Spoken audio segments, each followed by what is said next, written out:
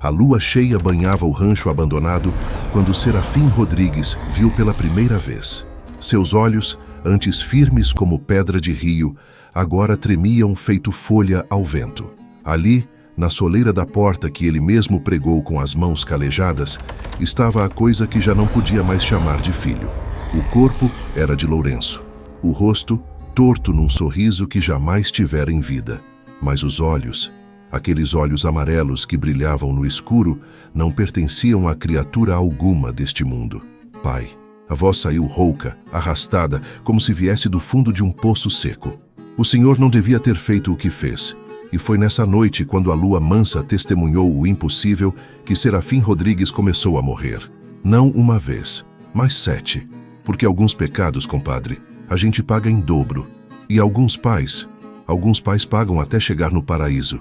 Esta é a história de um homem que matou o próprio sangue por orgulho, e de como esse sangue voltou para cobrar cada gota derramada. Se você conhece alguém que também carrega no peito essas histórias de antigamente, deixa seu like agora e compartilha essa história, porque tem causos que não podem se perder no tempo. E me conta nos comentários, você acredita que alma penada existe de verdade? Mas para entender como se chega ao inferno, compadre, a gente precisa voltar para o começo. E o começo dessa história aconteceu numa noite de São João, quando Serafim ainda era moço e a vida parecia ter jeito. Era 1927. Serafim Rodrigues da Silva tinha 23 anos e trabalhava como capataz na fazenda do Coronel Tertuliano, lá nas bandas de Goiás, onde o cerrado se esparrama até onde a vista alcança. Homem sério, de palavra firme e mão boa com o laço. Diziam que ele domava os cavalos mais bravos, sem precisar de espora. Numa festa junina, conheceu Carmela, filha única de um pequeno sitiante, moça de olhar doce e riso fácil. Cabelo preto que caía feito cachoeira pelas costas. Mãos pequenas que sabiam fazer o melhor bolo de fubá da redondeza. Serafim se apaixonou no primeiro olhar. E Carmela, que nunca tinha visto homem tão firme e ao mesmo tempo tão gentil, também entregou o coração. Mas o destino, compadre, às vezes gosta de brincar com os planos da gente. Acontece que Carmela já tinha sido prometida. O Coronel Tertuliano, patrão de Serafim, tinha um sobrinho, Antonico Ferreira, um sujeito ruim de trato, violento, que bebia demais e tratava os peões à ponta de chicote. E ele queria Carmela, não por amor, mas por posse. Porque homens como Antonico não amam, eles conquistam. Quando Serafim pediu a mão de Carmela em casamento, o pai dela acenou que sim. Mas antes que pudessem marcar data na igreja, Antonico apareceu na casa do velho com uma espingarda e um ultimato. Essa moça é minha por direito. Eu falei primeiro com o coronel, e ele já deu palavra. Quem casar com ela vai ter que me passar por cima. O velho, com medo do coronel e da violência de Antonico, recuou. Disse a Serafim que não podia mais dar a filha, que era melhor cada um seguir seu caminho. Mas Carmela e Serafim já tinham se jurado um ao outro. E na calada da noite, numa quarta-feira sem lua, eles fugiram. Serafim pegou o cavalo mais rápido que tinha. Carmela trouxe apenas um baú com suas roupas e o terço da avó. E foram embora, seguindo a estrada de terra que cortava o cerrado em direção ao norte. Não chegaram longe. Antonico e mais 3 capangas os alcançaram perto do rio Araguaia. E ali, debaixo de uma paineira centenária, aconteceu o primeiro derramamento de sangue. Serafim era bom de tiro, mas eram 4 contra 1. Levou 2 balaços, um no ombro, outro de raspão na costela. Caiu no chão, sangrando, enquanto Antonico agarrava Carmela pelos cabelos.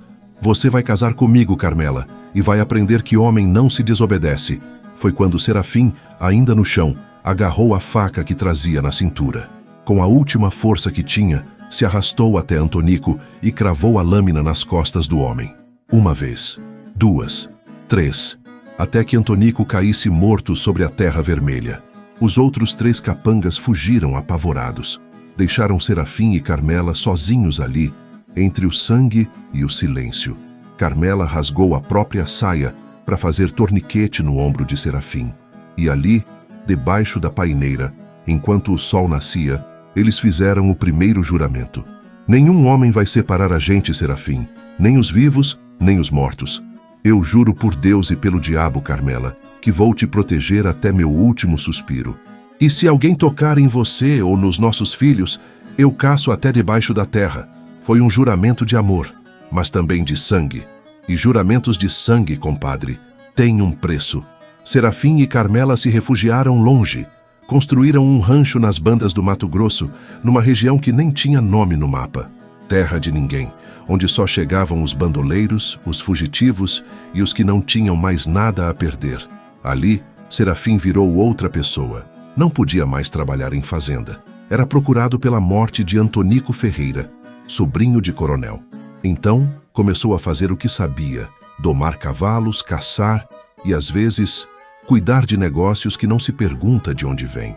Carmela deu à luz ao primeiro filho em 1928, João, um menino forte, de olhar esperto, que desde cedo demonstrou ter o gênio duro do pai.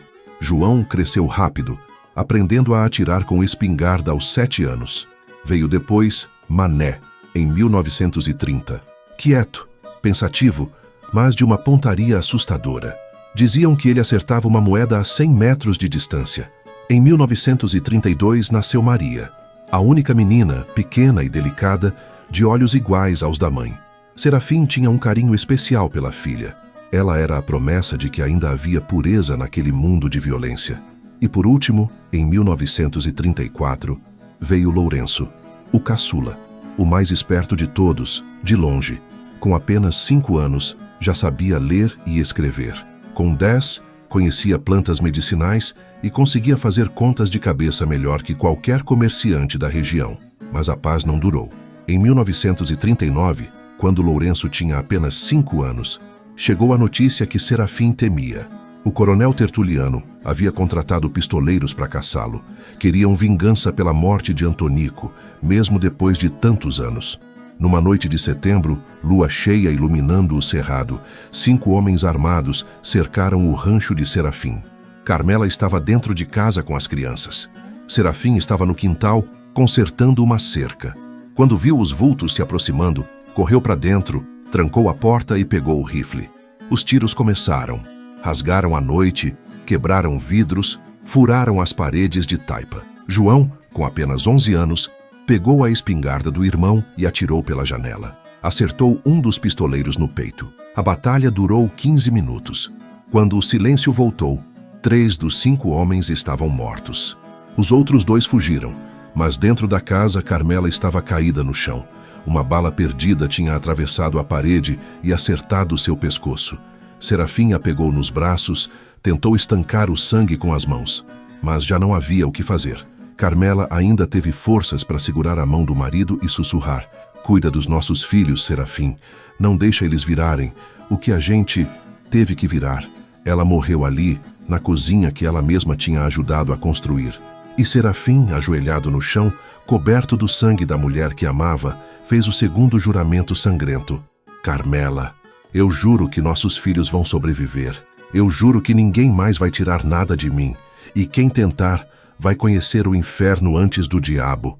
Foi nessa noite que nasceram os bandoleros de Los Campos Verdes, Serafim e seus 4 filhos. Uma família unida pelo sangue e pela vingança. Já deixa seu like agora se essa história está mexendo com seu coração.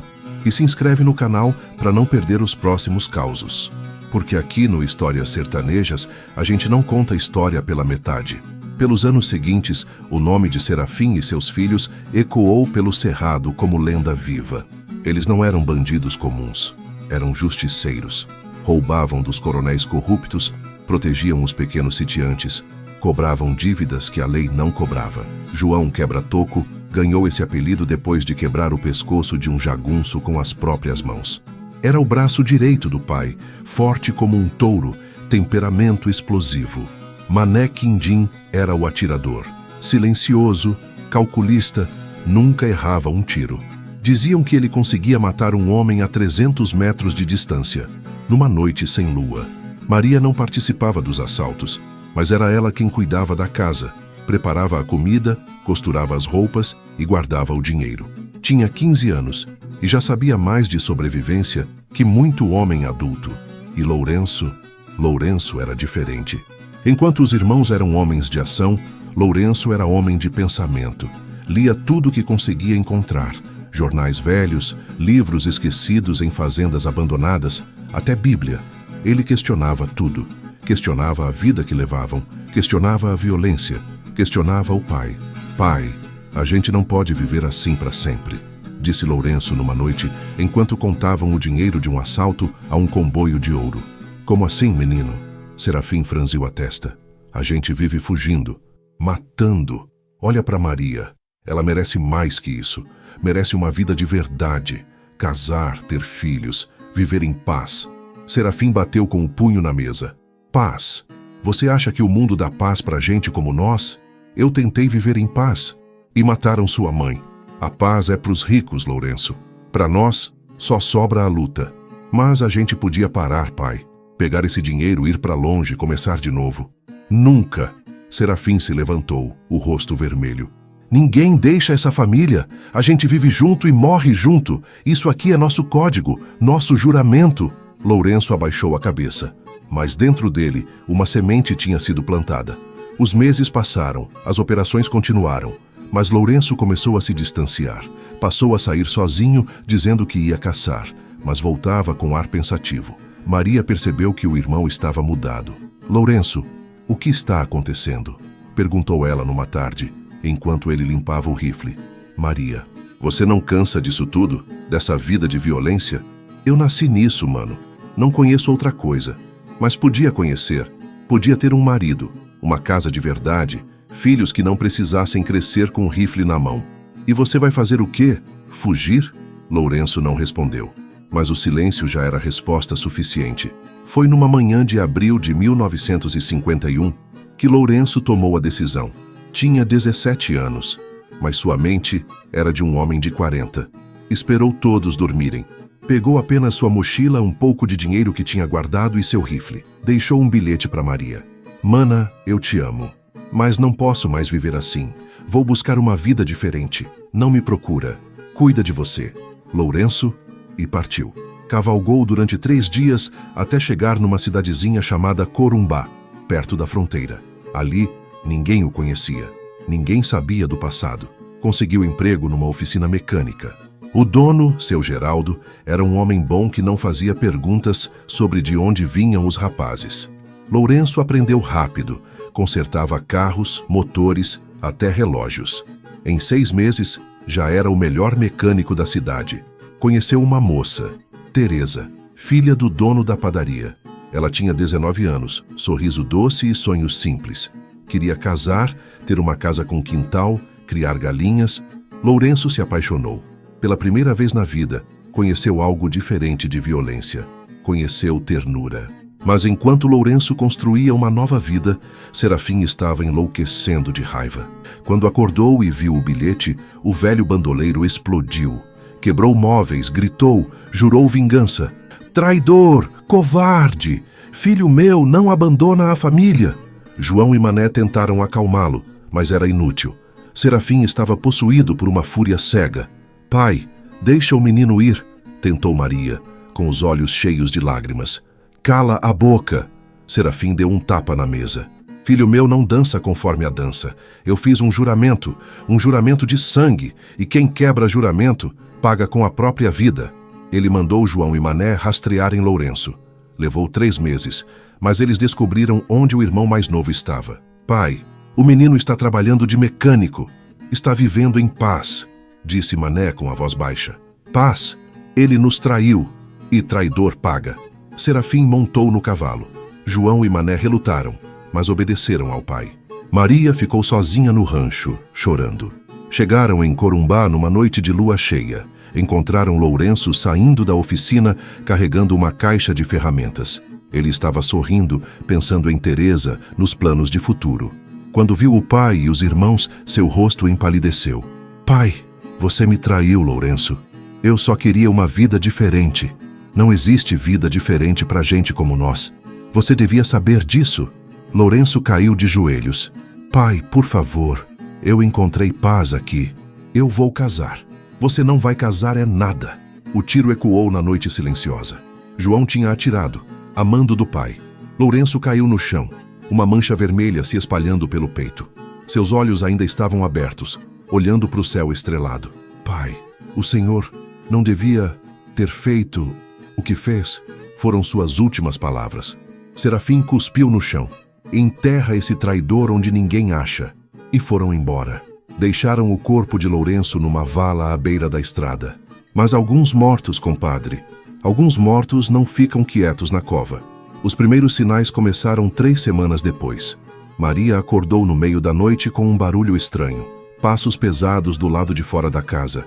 Ela olhou pela janela e viu uma sombra. Alta, magra, com olhos que brilhavam amarelo no escuro. Lourenço? Sussurrou, o coração disparado. A sombra desapareceu. No dia seguinte, Mané foi caçar. Estava rastreando uma onça quando sentiu que estava sendo observado. Virou-se rapidamente, rifle em punho. Não havia nada, mas no chão, marcas de pegadas, humanas, mas com garras. Isso não é possível, murmurou. À noite, durante o jantar, ninguém falava. Serafim comia em silêncio, mas seu olhar estava distante. João estava nervoso, suando frio. Mané tinha as mãos trêmulas. Foi Maria quem quebrou o silêncio. Vocês também estão sentindo que ele está aqui? Quem? Perguntou Serafim seco. Lourenço. O nome caiu como uma pedra. Serafim bateu o punho na mesa. Lourenço está morto e enterrado. Não quero ouvir esse nome nessa casa. Mas Maria insistiu. Eu senti ele, pai. Ele está aqui. Ele voltou. Serafim se levantou da mesa e foi para o quarto. Mas naquela noite, ele também viu. Estava deitado quando ouviu a porta do quarto ranger. Abriu os olhos. E ali, na soleira da porta, estava Lourenço. O corpo estava cinza, coberto de terra. Os olhos amarelos brilhavam como brasas. O sorriso era torto, antinatural. Oi, pai. Serafim quis gritar, mas a voz não saiu. O senhor não devia ter feito o que fez, pai. Agora, eu vou fazer o que precisa ser feito. E desapareceu. Serafim acordou gritando, coberto de suor. A partir daquela noite, a família começou a se desintegrar. Maria foi a primeira a cair. Ela, que sempre foi a mais pura, a mais inocente, começou a ter sonhos. Sonhos onde Lourenço lhe mostrava coisas, lugares, tentações. Ela, que nunca tinha bebido, começou a beber. Ela, que nunca tinha deixado o homem tocar nela, começou a sair à noite e voltar de madrugada com cheiro de cachaça e vergonha. Serafim tentou controlar, mas era inútil. Maria estava possuída por algo. Ela caiu na vida. Virou mulher da noite nas cidades próximas. Quando Serafim a encontrou num prostíbulo de beira de estrada, tentou trazê-la de volta. Maria, volta para casa. Ela olhou para o pai com olhos vazios e disse: Lourenço me disse que essa é a vida que você merecia para mim, pai. Uma filha de bandoleiro não merece pureza. E cuspiu no chão. Serafim saiu de lá com o coração destroçado. Mané foi o próximo. Começou a ter alucinações. Via Lourenço em todo canto. Na mata, na estrada, dentro de casa. A paranoia tomou conta dele. Parou de dormir. Parou de comer. Numa noite, foi encontrado morto dentro do rancho. Não tinha marca de violência. Os médicos disseram que foi o coração, mas Serafim sabia a verdade. Mané tinha morrido de medo. João durou mais tempo, mas começou a beber para tentar esquecer. Bebia até cair, e numa noite de bebedeira, entrou em briga num bar e foi esfaqueado por um desconhecido. Morreu sozinho, sangrando numa vala. E Serafim ficou sozinho. Todos os filhos, perdidos, por causa da sua própria mão. A primeira vez que Serafim morreu foi de desgosto. Quando enterrou João, seu coração simplesmente parou de bater. Caiu ali ao lado da cova e ficou 3 minutos sem vida. Mas voltou. Acordou ofegante, suado, com gosto de terra na boca. A segunda morte foi de remorso. Pensando em Maria, perdida na vida. Teve um derrame. Ficou 2 dias entre a vida e a morte. Mas voltou. A terceira morte foi de culpa. Lembrou do tiro que mandou dar em Lourenço. Seu corpo tremeu, convulsionou e parou. Mas voltou. Cada morte era uma agonia. Cada retorno era um castigo. Porque Serafim entendia agora. Ele não podia morrer. Não ainda. Não enquanto não acertasse as contas. Procurou padres, benzedeiras, curandeiros. Todos disseram a mesma coisa. Você precisa pedir perdão. Perdão de verdade. Perdão do que você mais ama. Serafim vagou pelo cerrado como um fantasma vivo. Magro, sujo, enlouquecido. Falava sozinho. Via Lourenço em todo lugar. E numa noite, debaixo da mesma paineira onde tinha feito o primeiro juramento sangrento com Carmela, ele se ajoelhou. Carmela, Lourenço, Maria, João, Mané. Sua voz era um sussurro rouco. Eu errei tanto. Eu só queria proteger, mas destruí tudo. Me perdoem. E chorou. Pela primeira vez em décadas, Serafim Rodrigues chorou. Foi a quarta morte, quinta, sexta. E na sétima morte, quando seu corpo finalmente cedeu, ele viu. Viu Carmela estendendo a mão para ele. Viu Lourenço ao lado dela, sem raiva nos olhos. Viu Maria, pura novamente sorrindo. Viu João e Mané. Vem, pai, disse Lourenço. A gente te perdoa. E Serafim finalmente descansou. Dizem que até hoje, nas noites de lua cheia, dá para ver 6 vultos caminhando juntos pelo cerrado. Um velho curvado, uma mulher de cabelos longos, 3 homens fortes e um mais jovem, à frente de todos.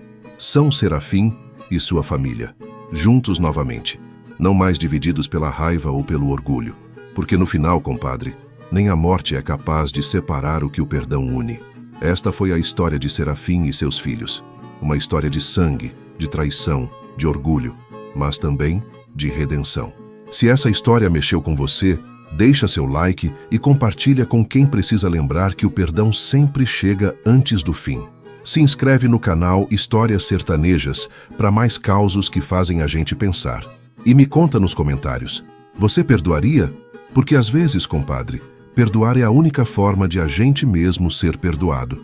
Um abraço do fundo do coração e até a próxima história.